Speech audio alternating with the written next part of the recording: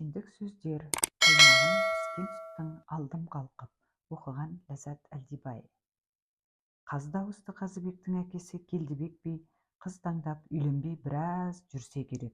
Сонда ойламаған жерде бір жиында аяғы ақсақ, көзі қылый жас қызға көңіл ауып, құда түсіп айттырып алады. Әке-шеше баласының айтқанына келіскенімен аса қолдай қоймайды. Тіпті әкесі таңдаған тазға жолығатынның кебі келді. Сөз байласқан бұрынғы құдалардың бетіне қалай қараймыз, деп айтып та тастапты.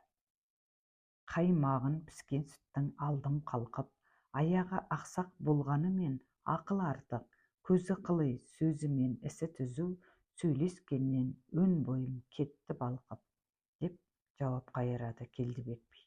Жетер, енді көңілім орнықты, табашыға да жауап табылар, дейді әкесі.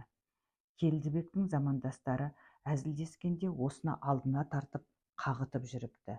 Бірде олар Келдібектің өз үйінде отырып соқтыға берген екен. Сонда жас келіншек шапылдап беттен алмай-ақ сыпайылап қана: көзім қылый жасырмаймын ақсақпын, келдекеңмен сондай тату жақсақпын, татулықтың белгісіндей тамаша, төрт бошанды билейтін ұл таппақпын, депті. Айтқанындай, соның артынан қаз дауысты Қазыбек дүниеге келген екен.